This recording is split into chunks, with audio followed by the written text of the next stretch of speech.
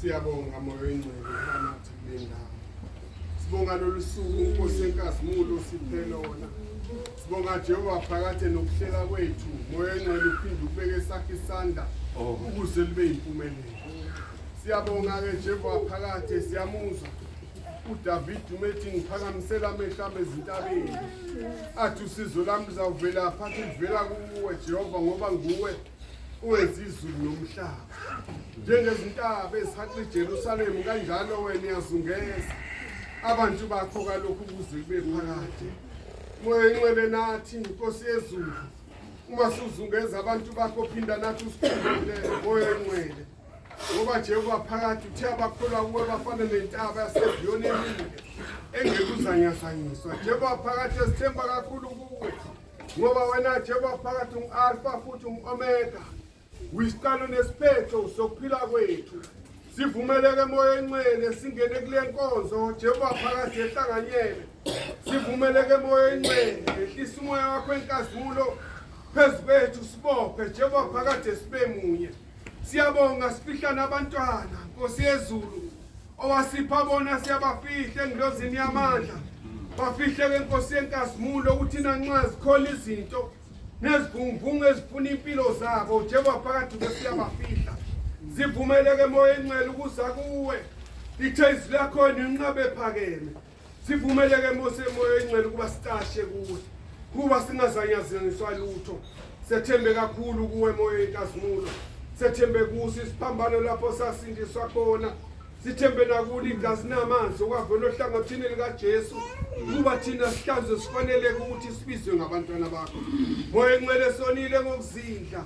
Moya engcwele sonile nangokukhuluma. Moya engcwele sonile ngezinto zonke kepha sicela ikuthethelelo kuwe.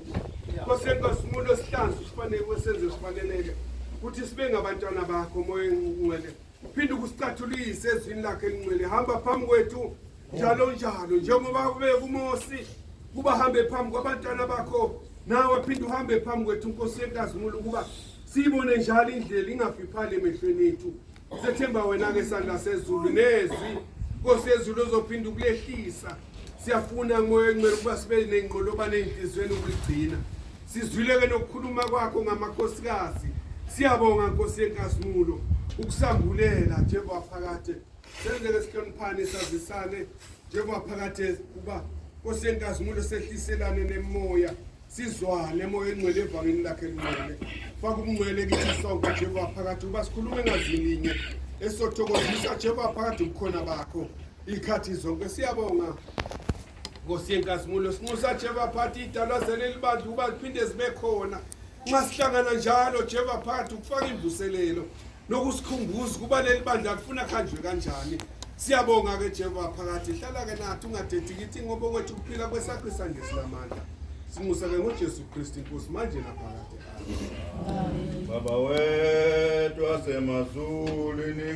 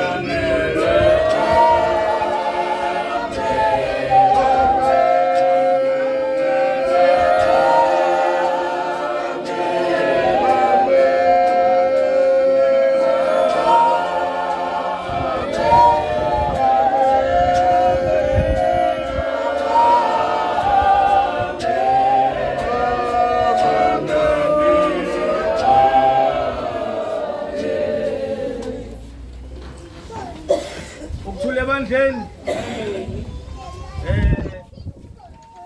singakaye ezwini ngicela aningisukumisele lo mntwana kuthiwa uSneh ya sondela la mntaka ma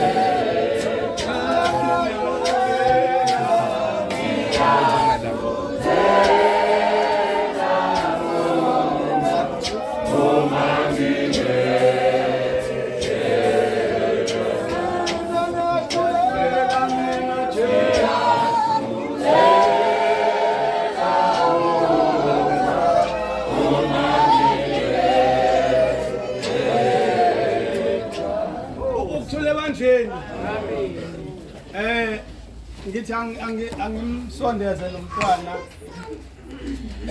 Amen. Wayehlanganisa nebandla. Amen.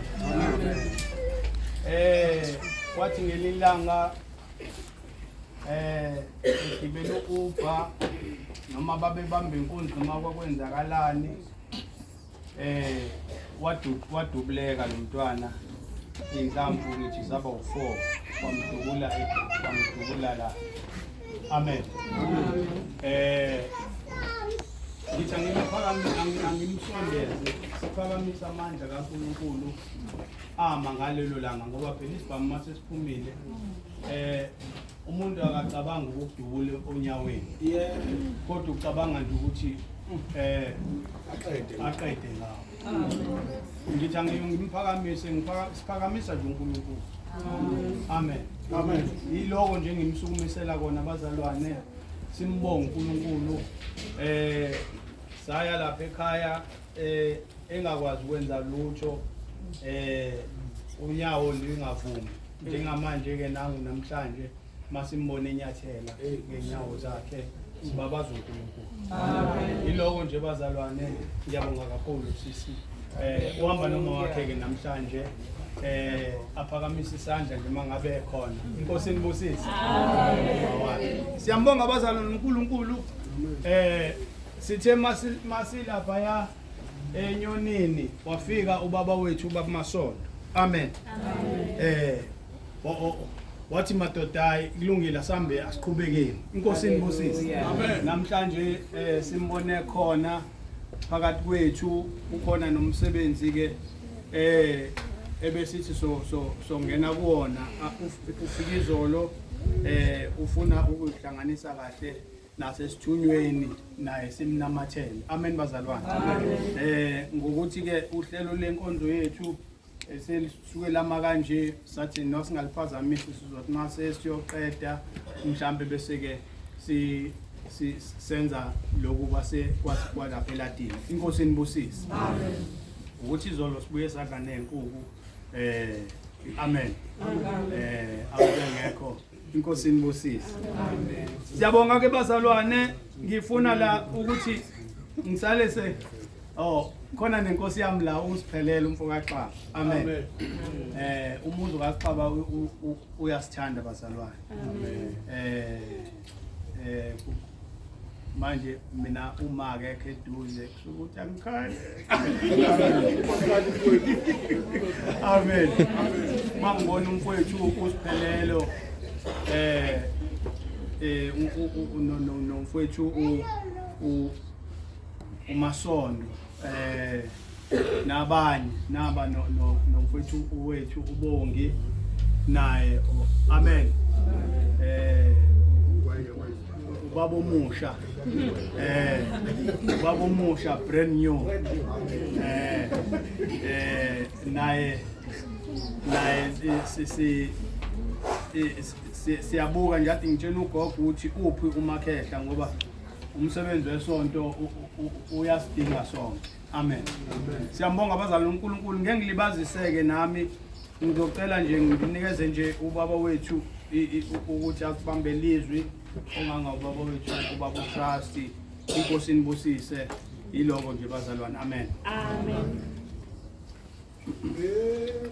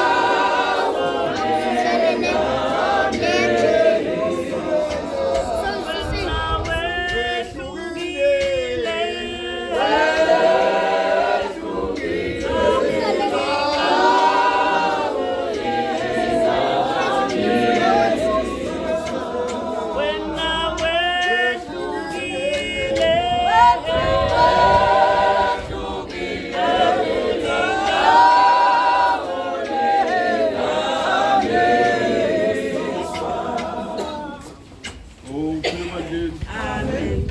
Sanibona abazalwane. Siyanibingelela igameni lenkosi. Siyanibingelela umoya ongcwele. Uyanibingelela. Siyabonga abazalwane konke osekwenzekile ngaphambili. Nezwi elifundiwe. Omama benikezelana bakhana.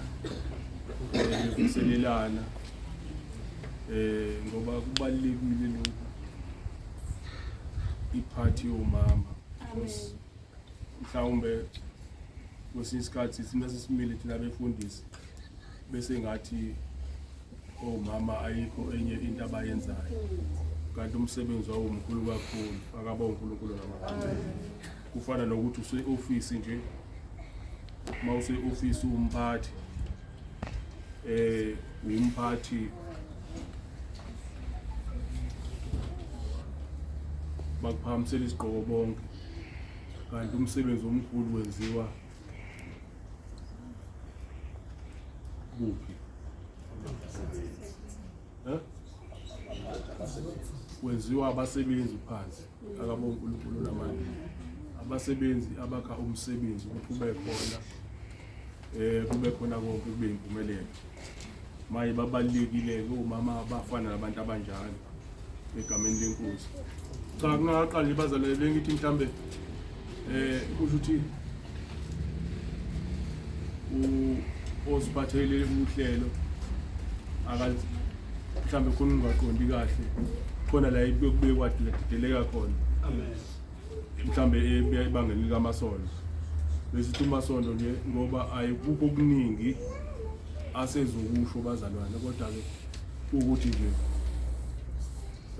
kukhona afuna ukudlulisa namaGalatia. Then after that bese ngena nami ngithi angimnikeze nje lo 1 minute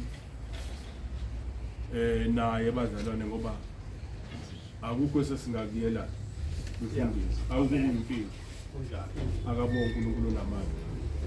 Ngoba uwaselathini bese sikudlulile ephini. Kodwa manje umsebenzi awuwona wakaMadala ngoba mina nje nguMadala nabazalwane abebekhona abebabancane yabo ukuba la ekhaya. Manje la kanti kuwumsebenzi webandla akabonga uNkulunkulu namandla. Nami ngakho nje ngiwukwa yilo ukuthi cha ngeke ngingakwazi ukumdlulisela nami ukuthi adlulise lokho kusenhlizweni yakhe. Then nami kulo 1 minute nje bese nami ngithatha izwi bazalwane ngeze kuba lide egameni lenkosi. Amen. Amen. Wena baba Masondo.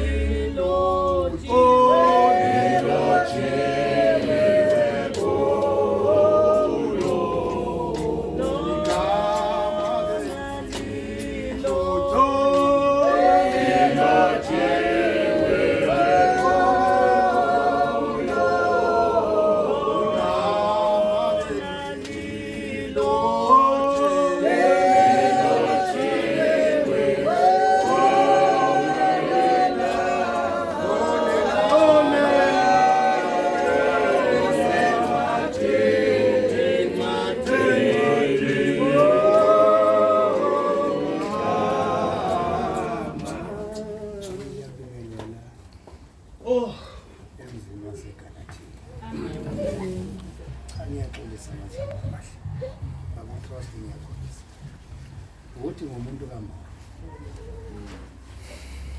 lapho ake ngizimshintsha umuntu kaMama. Amen. Ngezwe nje khona ngiyahamba nje kodwa ngomuntu kaMama.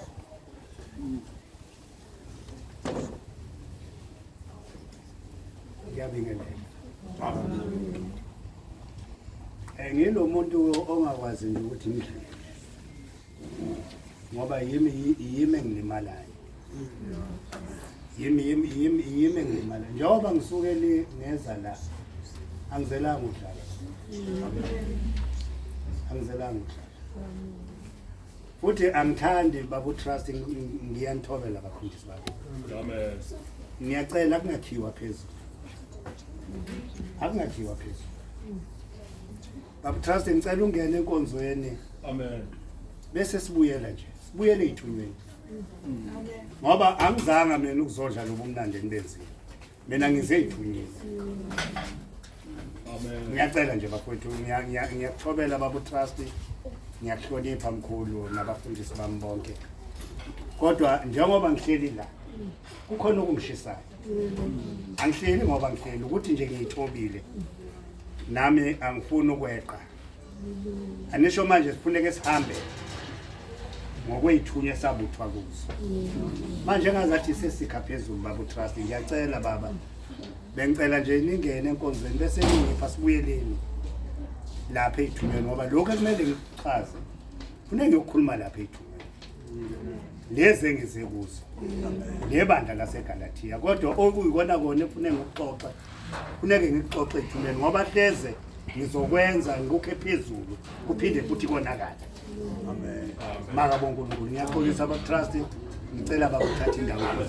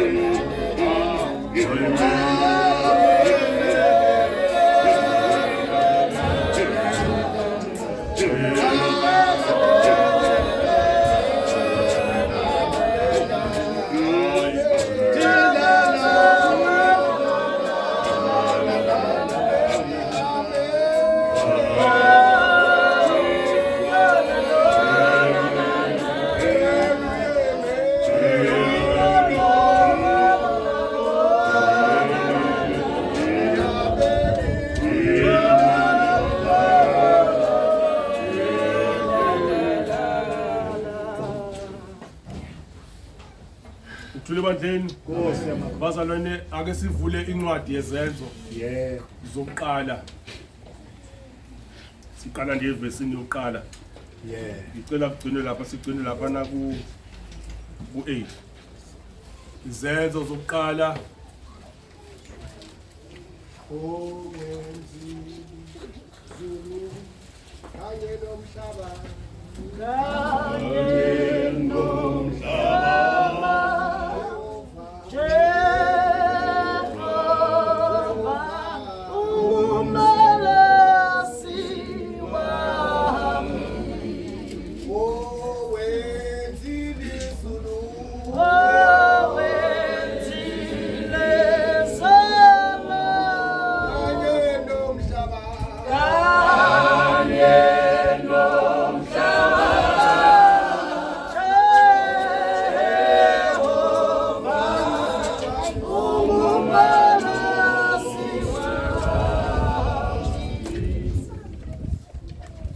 Bandleni bazalwane lenkonzo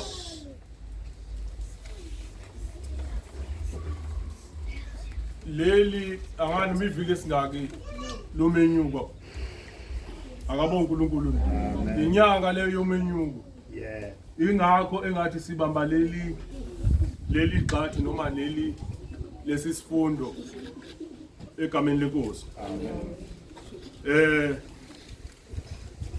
akasifundele ongasifundela umhleli phansi nje baba amen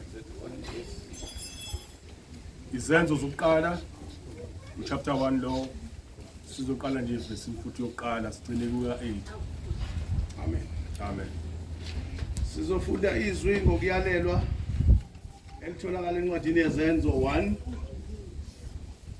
funda siqala ku verse 1 sehle nayo fundeka kanje uverse 1 wakhona noma isihloko sakhona sithi ukwenyuka kukaJesu 1 incwadi yokuqala ngayiloba Theophilo ngakho konke uJesu aqala ukukwenza nokufundisa kwaze kwaba lusuku akhushulwa ngalo esebayalile ngomoya ongcwele abapostoli ayebakhethile waziveza kubo ephilile emva kokuhlupheka kwakhe ngobufakazi obuningi wabonwa yibo izinsuku ezingama40 ekhuluma ngezombuso kaNkuluNkulu kwathi ehlangene nabo wabayala ngokuthi ningamuki eJerusalema kodwa nihlalele isethembiso sikayise enasizwa ngami ngokuba uJohane wayebhaphathisa ngamanzi kepha nina niza kubhaphathisa ngomoya ongcwele kungakadluli izinsuku eziningi khona labo ababebuthene bambuza bathi Nkosi usayubuyisela umbuso kuIsrayeli ngalesi sikhathi na wathi kubo akusikho okwenu ukwazi izikhathi noma imizuzu ubaba akamisele ngamandla akhe kodwa nizakwamukeliswa amandla umoya ongcwele esefikile phezukwenu nibe ngofakazi bami eJerusalema naseJudiya lonke naseSamaria kuze kube sekugcineni komhlaba amen izwi lenkosi lethu amen ungcwele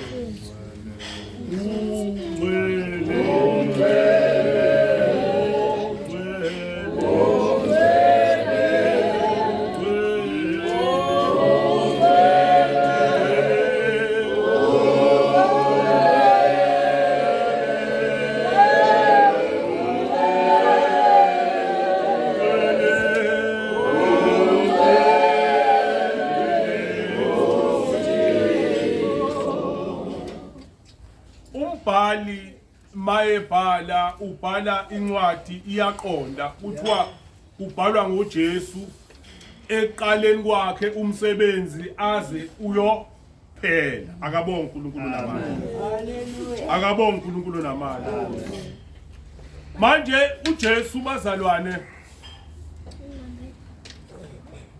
masimbuka noma simbona esimeni noma ekuhluphekeni kwakhe ngoba indaba enkulu kaJesu ngokuhlupheka akabonga uNkulunkulu namandla manje uJesu alikho ithuba alithola lokuthi nje uthola ukujabula noma ukuthokoza kodwa inhlupheko ezazimlandele ngoba wayephethe izinto abantu abangazizwa wayephethe into abantu abafihlelekile yona akabonga uNkulunkulu namandla manje ingakho iziphathimandla abafarisi nabasaduzi nababhali ibahlupha lento ukuthi bona balazi iBhayibheli from A to Z kodwa babanjwa yilento ukuthi uJesu ukhuluma ongaphezulu kokuqonda nokwemqondo yabo akabonga uNkulunkulu namandla ingakho uJesu ukuhlupheka kwakhe kwaba inkinga kubona ngoba ingakho baze bathi abakhethe lokho ukuthi uJesu uzodukisa abantu emhlabeni amen mayefika nezwi lokuphila akabonga uNkulunkulu namandla manje sithola la uJesu ubuye kufeni akabonga uNkulunkulu namandla amen esekunqobile ukufa ngoba mhlawumbe fanele sibheke bamngcobo lento yokuthi bamngobo fanele ukufunde namhlanje ukuthi abantu awubi nabo ngaso sonke isikhathi. Yes. Amphinde Yeah. ukuthi abantu awubi nabo ngaso sonke isikhathi. Mawubuka iBhayibheli uJesu uhambe nabantu waze wababona labo ukuthi bafanele ukuthi abagcobe. Wabagcoba babafundi. Amen. Baze baba abapostoli. Akabonga uNkulunkulu namandla. Kodwa zithe mayifika ikhathi zobunzima baqala babaleka. Yeah. Akabonga uNkulunkulu namandla. Wasala yedwa. Akabonga uNkulunkulu namandla. Lokho kwakukhombisa ukuthi uJesu aye kusho abakuzwanga. Manga bethi ongithandayo akathatha isiphambano angilandele. Akabonga uNkulunkulu namandla. Kodwa kufika isikhathi sika Jesu sesiphambano. Kodwa uJesu sehamba yedwa. Akabonga uNkulunkulu namandla. Uthi angifundise ibandla namhlanje ukuthi hey wena osuthole lokukholwa kodwa ukakhona abantu ababhekela phansi okuwumndeni wakho. Akabonga uNkulunkulu namandla. Ngoba iBhayibheli lintshela ukuthi mina uJesu mayesesiphambanweni esethwele umqhelo esethwele isiphambano ehambe evuka. Amen. Lithi iBhayibheli kodwa wabonakala uMaria ehlele khona. Hey. Wabonakala uMaria ethi mayivusa amehlo indodana kaNkulunkulu imbona uMaria ehleli emile eseceleni kwakhe. Hey. Akabonga uNkulunkulu namandla. Amen. Lapho uJesu wayibona nendodana noma nomfundi azathi kuye mame ibheke indodana. Nawe indodana mbheke umama. Amen. Akabonga uNkulunkulu namandla. Amen. Okukhombisa babekhona labazalwane bena. Yeah. Kodwa labo bebhantshi Hey. Hey. oPeter Hey. babengasekho bengasabona. Ungababala nje ukuthi babewa. Hey. Kodwa babonakalanga sebekhona. Ngoba kwase kuyisikhathi sesiphambano. Hey. Ngifuna wazi namhlanje ukuthi sikhona isikhathi sesiphambano. Kodwa uzoba wedwa. Okufanele usithwale ugingqike naso. Kodwa usithwale. Bame lamabakini. Othe wena uma usuthola imoto. Wathela efletini. Wabobukela phansi. Akabonga uNkulunkulu namandla. Nathi masufikile kuthina usunempethu sihamba nawe babungobo. Siyaqala sibuze sithi bapha bakuwo. Akabonga uNkulunkulu namandla. Engathi bengalifundisa ibandla. Ukuthi khona mhlawumbe bazana noma sesikholiwe. Enihambe nakulahla. Nakulahla. Amen. Nakulahla nathi thina senoJesu. Kodwa uJesu ubuka ngenye indlela. Uyayibona indodana. Uyambona uMaria. Ngisho sevuka emathuneni. Kuthiwa woqala unkosikazi. Akabonga uNkulunkulu. Yavuka nje inhliziyo yami ukuthi lamakhosikazi lawa abulawa zonke insuku. Siwanquma ngoba singamadoda. Sisho lokhu nalokhu. Phezukwayo. Kazi lithini izulu kuthini? Akabonga uNkulunkulu namandla. Ngoba ibona laba athi uJeremiya abakhulele. Akabonga uNkulunkulu namandla. Akashonga indoda ukuthi ayikhulele. Kodwa uthe yibo laba abayinkophe zabo igcwele inyembezi. Kodwa inyembezi lezi ezokubuyisa umusa kaNkulunkulu phezulu kwabantu bona. Yes. Akabonga uNkulunkulu. Amen. Hayi bazalwana anibulifunda iBhayibheli. Yeah. Anibulifunda. Amen. Thezonakala izinto. Ensimini yaseEden. Akabonge uNkulunkulu namandla. Amen. Sengasokho umuntu. Kodwa wesifazana ulandile. Yebo. Awuthi ngibalekela nezwi bazali. Amen. Kodwa ngizama ukusho nje ngoba ngidonswa ile nkonzo yenu. Bomama ukuthi nihlale nje ninethezeke. Nimdumise njalo uNkulunkulu noma zikhona izinto. Ya. Lithi kodwa wena uNkulunkulu ukhona. Futhi uyasebenza. Amen. Umile njalo. Oh, messenger.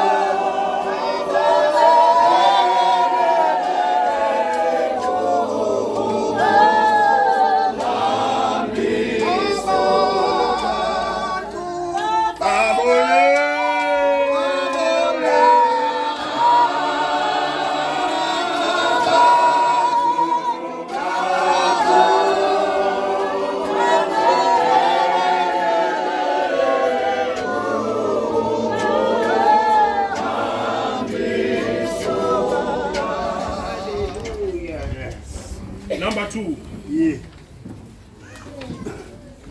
Waba lusuku akhushulwa ngalo esebayalile ngomoya ongcwele abapostoli ayebakhethile. Wazi ibhesa kubo ephilile emva ukuhlupheka. Amen. Amen. Lithi iBhayibheli uJesu sebembonile abafundi bakhe abapostoli. Lithi wabonakala ephilile. Akabonge uNkulunkulu namandla. Amen. Why iBhayibheli isho njalo? Lithi wabonakala kube ephilile. It's just because lithi iBhayibheli uJesu esesiphambanweni eseshayiwe ngalokhu uhlobo lesikhali noma yonke izinto ezayisebenza ilimaza. Lithi iBhayibheli wayengasabonakali. Wasufihla amehlo mawuthi uyambheka kube seyena uJesu lo abamaziya abantu akabona uNkulunkulu namanje. Ingakho iBhayibheli lifakaza lithi uma ebonakala kubapostoli wabonakala ephilile. Ngoba wayesehilishile nelonda seyipholile. Akabona uNkulunkulu. Lalela mzalwane. Nawe yazi ukuthi ukulimala kukuningi ukulimala okhona ezweni lasemhlabeni akabona uNkulunkulu namanje. Abanye balimala enyameni, abanye imphefumulo. Yabo akabona uNkulunkulu namanje. Kodwa lithi likhona lesi sikhathi sokuthi uma usumukela uJesu wamuze sebenza akabona uNkulunkulu namanje. Lithi iBhayibheli siyobonakala siphilile ngoba sesidlulile kuphi ekulimaleni nelonda edalekile sesipholile akabona uNkulunkulu namanje. Kusho ukuthi sikhona isikhathi sokuthi isilonda noma ngabe sikhona kodwa uma sitreateka kahle sitreatwe ngendlela yakhona sizophola. Angiphinde futhi. Uma unesilonda uyasazi wena isilonda senhlizweni yakho. Uyasazi isilonda semzimbeni wakho. Nekhaya ezikhona. Kodwa lithi iBhayibheli siyofika isikhathi sokuba zibe njani? Ziphole. Hey, lo Jesu waziphela kubapostoli ephilile. Akabona uNkulunkulu namanje. Amen. Ephilile. Akabona uNkulunkulu namanje. Amen. Awuphinde usifundele baba. Uqhubeke nawe uqhubeke 4. 1 to 4. Ufunde 4. Undo verse 4. Verse 4. Kwathi ehlangene nabo wabayala ngokuthi ningasuki eJerusalema kodwa nihlalele isethembiso sikayise enasizwa ngami. Lesi sikhathi kuyisikhathi sokuthi uJesu azobaqinisa. Ngoba usenjani? Useyahamba ngabona uNkulunkulu namanje. Usezosuswa kubona. Isikhathi leso uJesu wasekhuluma izinto nokubaqinisa nokuthi abafanele benze njani. Akabona uNkulunkulu namanje. Uthini uJesu? Uthi ke hlalani ke manje. Ningabe nisaya ndawo. Nihlale kuphi emzini wapi? WaseJerusalem. Nilindeni. Enanjani? Akabona uNkulunkulu namanje. Ngoba kumele kuthatha uJesu akushumayelile. Noma efanele sikushumayele ngoba wesi zoqamba amanga. Okoqala kuphi? Ubazalwane. Simfunda uJesu kanti sifundani kuyena. Sifunda ukuthi uJesu wafa. Wavuka. Ukufa nokuvuka. Bese kuba ukuphila. Akabona uNkulunkulu namanje. Ikona ekufundiswayo. Akabona uNkulunkulu namanje. Manje uJesu uthi ke hlalani-ke emzini waseJerusalema. Nihlalele ukuthi nilinde khona umoya oyingcwele ozofika kini. Kodwa udinga umuntu ozohlala awulinde umoya oyingcwele. Akabona uNkulunkulu namanje. Amen. Manje ngiyazi ukuthi sike sihlushwe lento ekuthiwa isikhathi. Ukuthi cha lungile ngizohlala.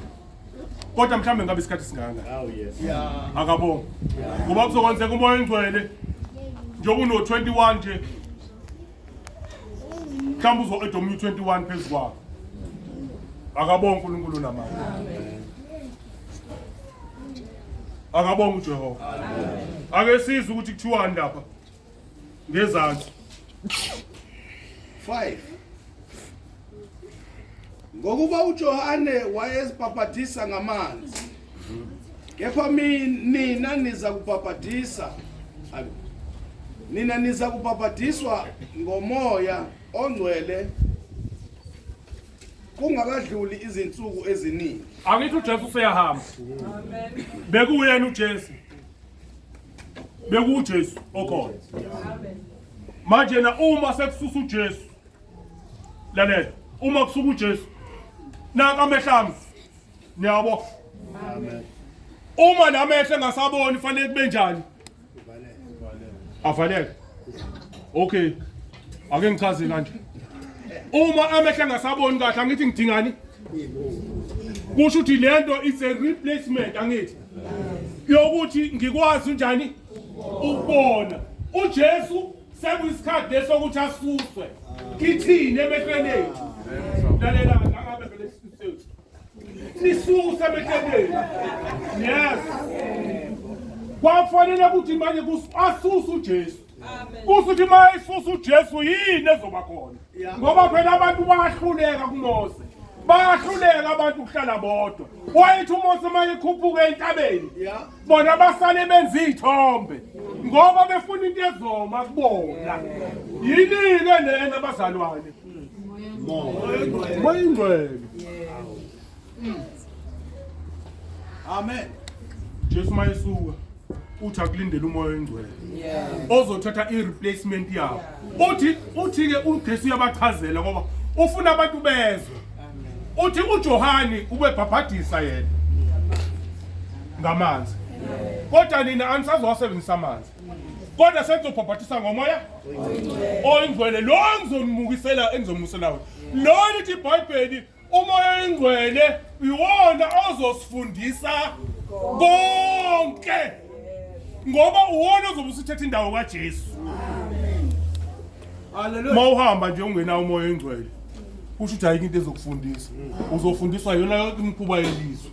Ngoba umoya oyingcwele akumbethe. Amen. Siyawudinga umoya oyingcwele. Amen. Ungahambi nje zama ukuthi ukhulekele ukuthi umoya uNkulunkulu ngiyacela ukuthi ungehlise umoya oyingcwele. Okuwona uzoba ama-guidelines ami. Uma ngihamba endleleni ngazi ukuthi ngihamba kuphi. Amen. Umoya oyingcwele.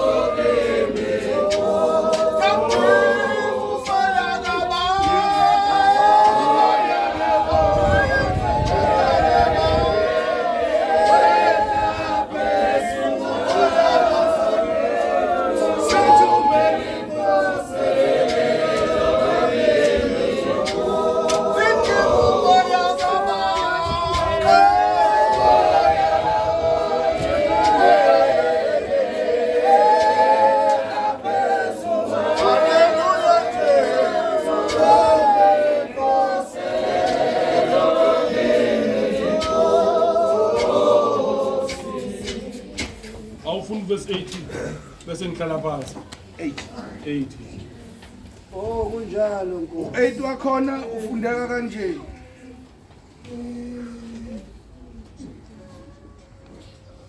Kodwa niza kwamukeliswa amandla umoya ongcwele esefikile phezukwenu nibe ngofakazi bami eJerusalema naseJudiya lonke naseSamaria kuze kube sekugcineni komhlaba.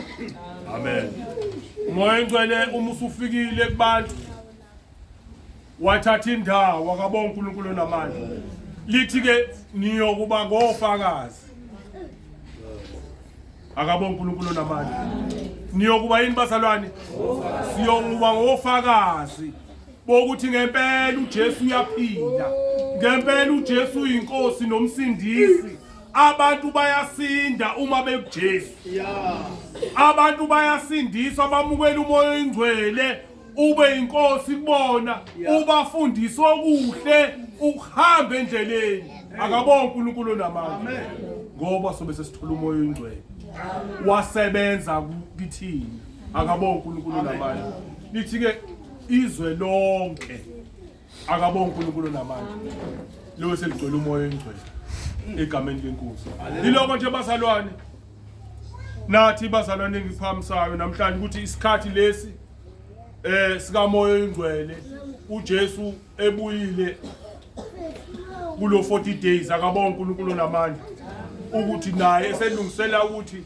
useyahamba esekhuluma kokugcina esezokhuluma kokugcina nabafundi bakhe ukuthi ngempela emsebenzini wonke awenzile akabonga uNkulunkulu namandla ukuthi akuhlale kubo basebenze njengokusho kwezwi elibafundisile behamba noJesu akabonga uNkulunkulu namandla nathi ke bazalwane sikhuba lokho ukuthi ngempela bazalwane sonke asisebenze umsebenzi kaNkulunkulu siqhubeke sibe abakaThixo egameni lenkosi amen Amen.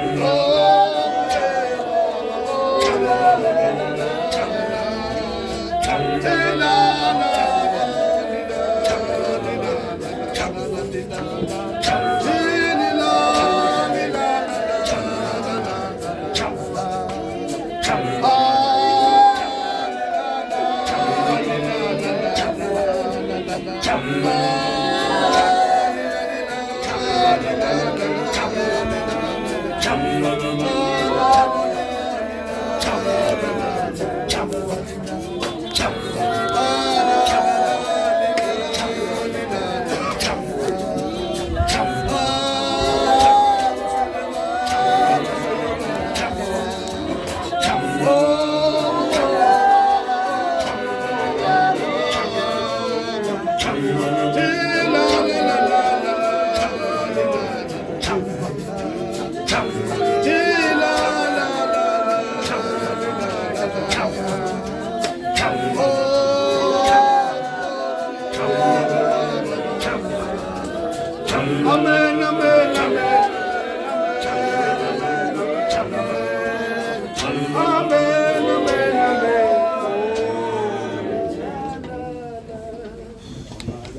Jesu manje Limnandi.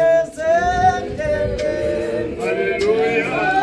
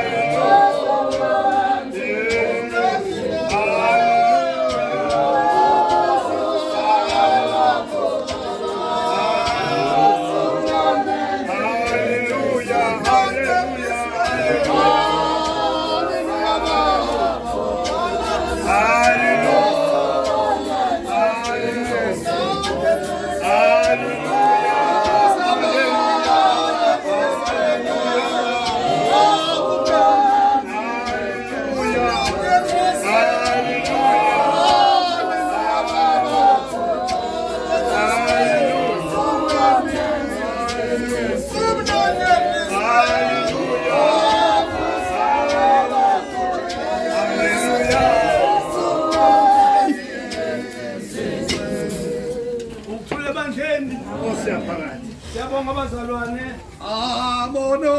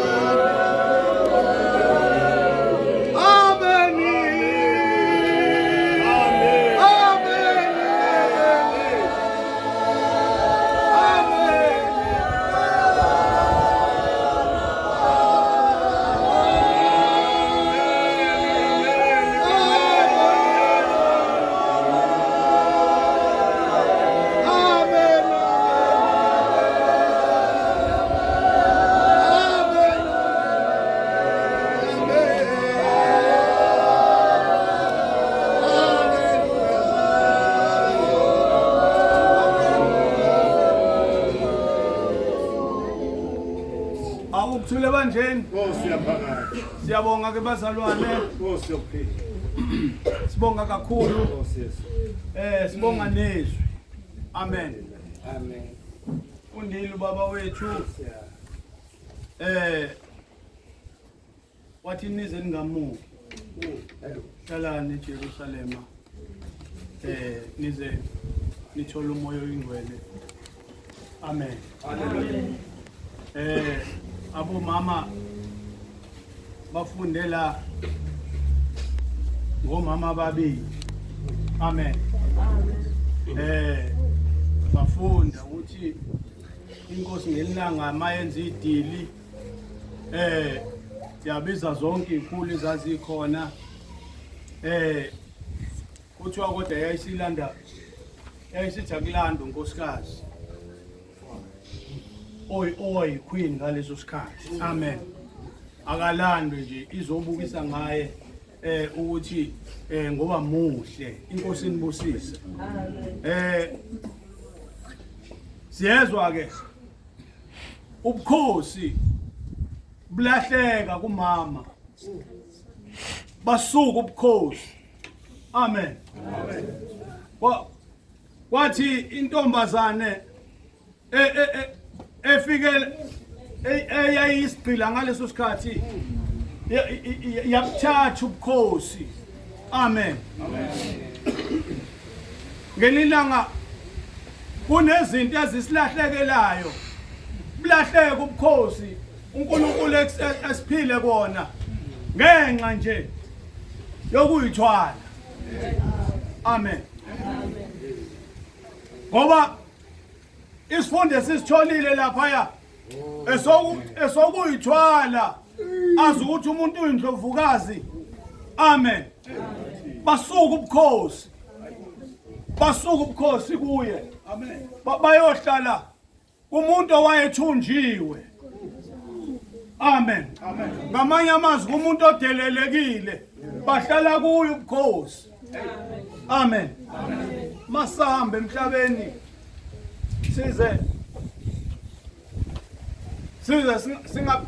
sibukele phezulu ubukhosi uNkulunkulu ngokuthi sathi masibamba ukukholwa sanjengamakhosi mkhulu. Haleluya. Amen. Singasideleli leso sibambelelo nje uNkulunkulu asipha sona. Haleluya. Amen. Amen. Ngoba bizolahleka ubukhosi sigcina sesingabafokazana. Amen. Iloko nje bazalwane nami kafishane siyabonga kakhulu sifika omama bafike ekseni kakhulu. Amen. Abantu bamaphilisi ingako nje inkonzo yethu angathi sizoyenza nje iphele futhi kusemnandi nabo futhi kusemnandi kubona. Amen. Ngifuna ukwenza lo hlelo lokuthi sithi masiphakama la siyongenisa inkonzo lapha kafishane. Amen. Sigcine lokho kufanele sikugcine inkosi inibusise. Bese emva kwaloko ngicabanga ukuthi sobe sesivala konke sokwenza nje sesimile bazalwane. Ngiyazi ogogo phela bakwazi ukuma isikhathi eside. Amen. Kodwa kuyamiwa ke eyoni sisima kuze kuvala. Amen.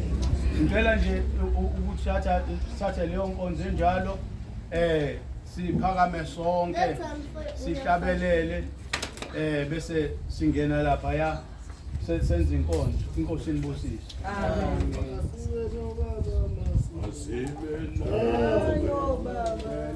Ay baba Nkosi yethu ay baba